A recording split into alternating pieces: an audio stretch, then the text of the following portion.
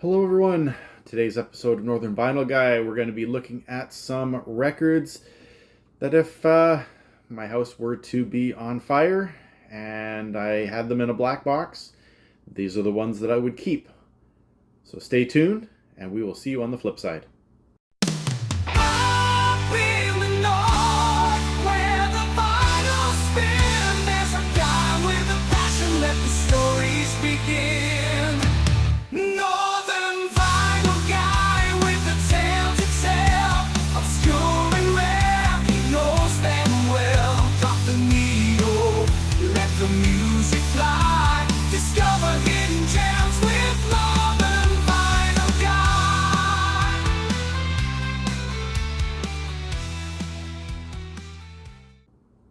Hello, everyone. Daryl, the Northern Vinyl Guy, and I am coming at you with another video, and this one's kind of inspired by a buddy of mine in the VC. It's Brett at Headbangers channel, and I will leave a link to his channel below if you haven't checked it out. But this is kind of one of those videos. I mean, there's lots of different ways that people have interpreted this one. Put your records in a black box. Which ones would you save? Which ones do you feel most sentimental about? Which ones would be the most upsetting if you were to lose them, or they'd get destroyed, or, just in general, if they went missing. So this is my take on that, my interpretation of that particular situation.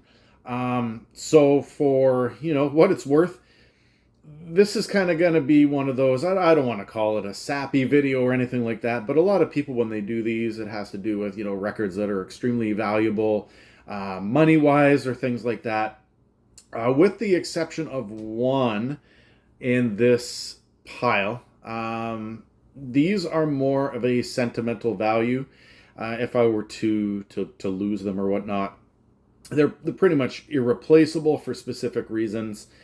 And I will get to those scenarios shortly. So without further ado, if you are new to my channel and you like what I have to say in this video, please give me a thumbs up.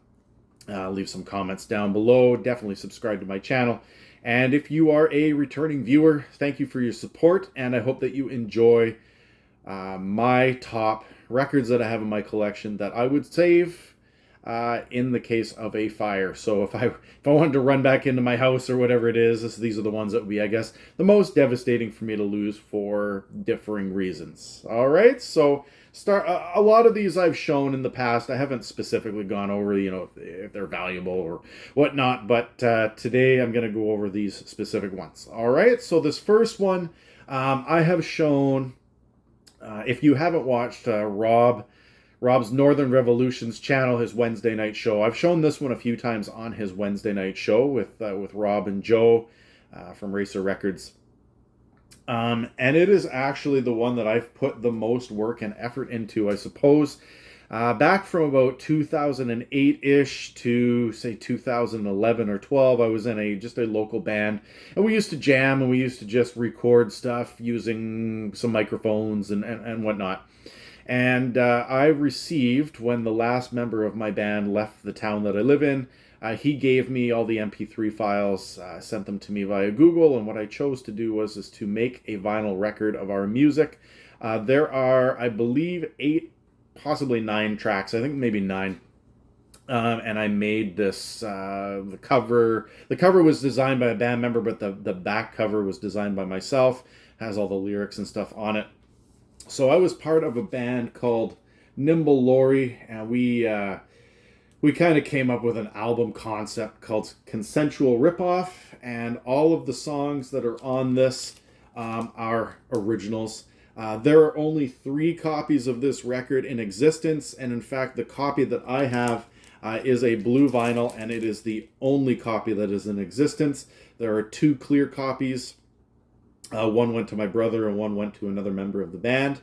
But the backside of this, that starfish that's on there, that was a photo that was taken when I went out to Newfoundland and Labrador. I happened to see a starfish squashed on the highway. I took a picture of it, and it just happened to land there. And in fact, one of our songs, you can see here, It's actually called The Dead Starfish Highway. It's an instrumental. So yeah, I mean, because of the amount of time that I put into getting this done and sending it to a guy to kind of create a record. I mean, obviously our band, not the greatest quality work and whatnot. However, it was a fun time doing it. And, I know that my brother and my friend appreciate their copies of this. So yeah, I mean, that's pretty much an irreplaceable record if they were to get lost. All right, starting with some sentimental stuff. I'm just going to adjust my hood here. Excuse me. But starting with some sentimental stuff, I've noted this a few times. I do have one daughter, and when she became old enough, she came home from college the one year, and I was not expecting her to have any Christmas gifts or anything. I mean, our Christmas gift to her was bringing her home, and she bought me a vinyl record. And I know that this isn't overly valuable in a lot of people's minds. However, for me, this was the first thing that she got me as a Christmas gift, pretty much ever, with the exception of shopping with my wife and stuff. So this is the Minecraft Alpha soundtrack. I used to play Minecraft and stuff with my kids, my younger boys. I still sometimes will play Minecraft with them. So I'm not embarrassed to say that. Good father-daughter, father-son time. And so, yeah, no, she knew that I really liked Minecraft, and she bought this, and it's a German pressing, so she had to order it on Amazon all the way from Germany. So that's really cool. And kind of going with that, another record that she did purchase me the following Christmas is the Division Bell. I've noted this before. This is my favorite Pink Floyd album, much to the chagrin of others.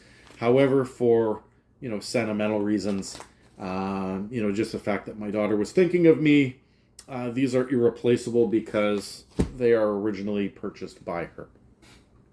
Now, speaking of records that were purchased by family members, these next few that are coming up were given to me by family members, but these are family members that have passed away, and so there is no going back on this.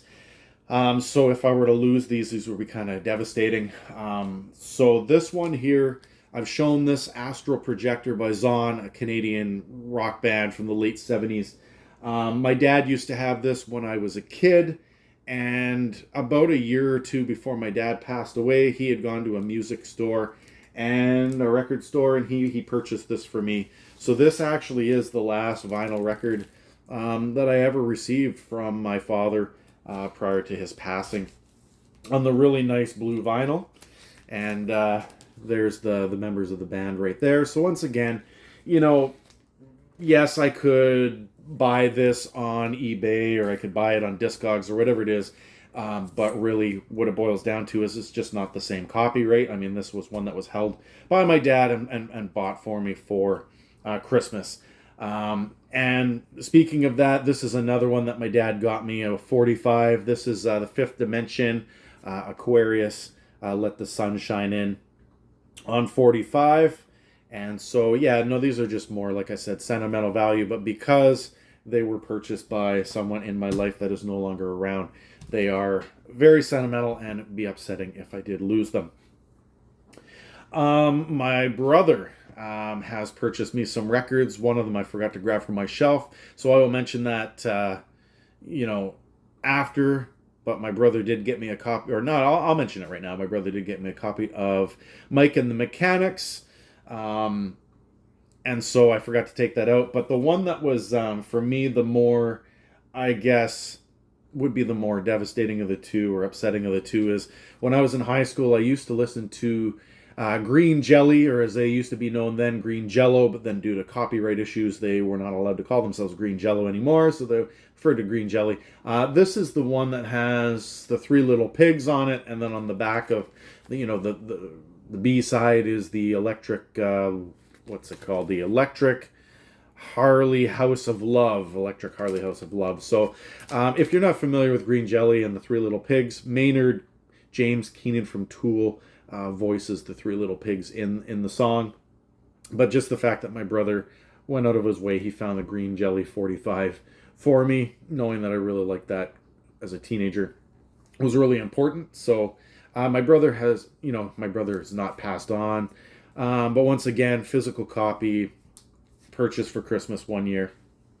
And yeah, so that's important to me. All right, next up, when my grandfather passed away in 2010. He actually passed away on my 31st birthday, 2 days after his 81st birthday.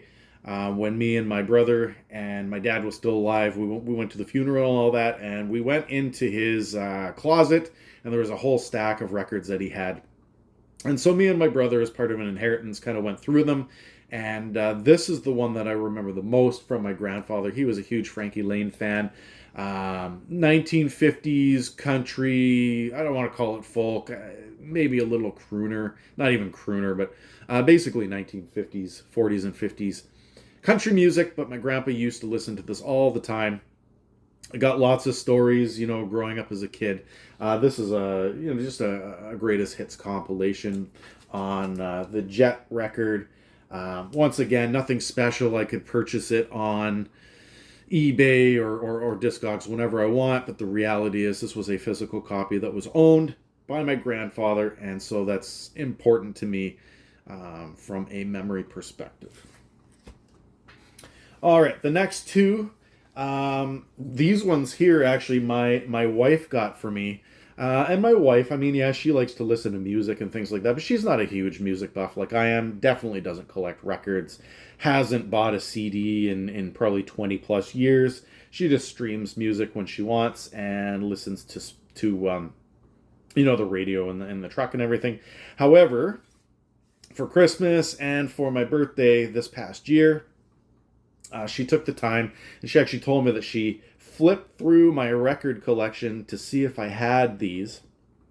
And so she took the time to go through my collection. And she got me Christmas gifts based on the fact that she went through my collection, which is quite an extensive collection. 12 to 1,300 records. And she knew that I liked Green Day. I've shown this one before, but this is I think it's a 2020 press or 2016. I can't remember the exact year. But this is the Green Day Dookie album. She knows that I like that band. And so this is the first vinyl record that my wife ever purchased for me. Christmas gift 2024. And for my birthday, I've shown this one too, The Essential Foo Fighters. Of course, I am an alternative music fan and grunge fan and things like that. This will be all I need for Foo Fighters. I'm not interested in getting any of their live albums or collections or basic albums. I'll just stick to the greatest hits. And so this is a 2-disc set, I should say, and it has all their classic stuff. But once again, it's the thought that counts. It's the physicality involved and the time and the thought from my family members to show me, I've got somebody there in my corner. So those are family member stuff that that I'd like to keep, that they've got for me. This next one is the only one of, I suppose, monetary value, if we're going to go from a monetary value perspective and what it is worth. I actually have 2 copies of this. Almost bought a third copy, but somebody had already purchased it for, that one was $2. I got the ones that I have for free. But in the location that I live in, these are not easy to find. They're a little easier to find up where I am. But in other parts of Canada and other parts of North America and the rest of the world, this Goose Wings, music of James Bay, these are all local to my area, indigenous musicians and bands. I believe this is from the early 80s. I'm not going to go on brag what the value is, but at the high end, it's in the hundreds of dollars. Like I said, I received them for free, either at yard sales or other things like that. But it's just the importance of knowing that, living in a remote location like I'm in, there are still musicians and bands and stuff that come from everywhere. Whether you like the style of music or not, music is important everywhere in the world, and this kind of a vinyl record is indicative of that. And so regardless of the monetary value, it's great. I could sell these for a pretty penny, but I'm going to choose not to. It's going to go in my black box at some point. All right, and then I have two more things that I would like to show. Actually, two more sets of things that I would like to show. So my favorite Canadian musicians of all time, everybody knows, if you've been following my channel, is Glass Tiger. So I mean, of course, I've got to throw in my Glass Tiger vinyl collection. There's only one that I'm missing. Eventually, I'm hoping to get it, and that is the Simple Mission one. But I do have the Thin Red Line. Once again, nothing special. I could replace it, but once again, this is the one that I spent, time researching and finding and got a decent price on it, and it is quality. So I did that one on my own. As is the Diamond Sun album, which is fantastic. So Glass Tiger. This one here is autographed by members of the band. So this is a more recent one. I believe it's from 2018 or 2020. I can't remember, but this is an EP called 33. So Glass Tiger's EP. And then I bought this one off their website, Songs for a Winter's Night. So Glass Tiger was doing some Christmas music. And when I inputted this one into Discogs, it did not have the green vinyl, so I inputted that into Discogs. So yeah, that's important to me just because it is my favorite band of all time from Canada. And then if we're going to go from North America, we're going to go from the United States. Most of you know that my favorite band from the US is, of course, Bruce Hornsby and the Range. I've talked about them. I've done a favorite song list and favorite albums list. I've done a deep dive into Bruce Hornsby and the Range. So this is the Way It Is album from, I think it's 1985, if I remember correctly. None of these are autographed. We have songs from the South Side, their second album. And then I have A Night on the Town, which has some, definitely a different vibe than the other two, but definitely a lot of very political music, but really good messages. And everything I've read about Bruce Hornsby, he's a stand-up guy, supports sports, supports organizations, and is just kind of keeping it real these days. But there you have it. Those are the records that, if I were to lose them, they would be the most devastating to lose. Once again, not for value reasons. These are not monetarily, these aren't worth thousands of dollars. If you were to probably look at the entire set there, I mean, you're probably looking at a few hundred. But yeah, it's more sentimental for me. And so these would be the albums that would cause me the most pain if I were to lose them, either in a house fire or a flood or some kind of natural disaster. So once again, this was inspired by Brett from Headbanger's Closet. And so that's for you. Like I said, I know that these have been done many times, whether it's the firebox situation or the disaster situation or whatever it is. This is my interpretation. So I hope that you enjoyed it. And until next time, thank you for watching, and we will see you on the next one. Have a good one.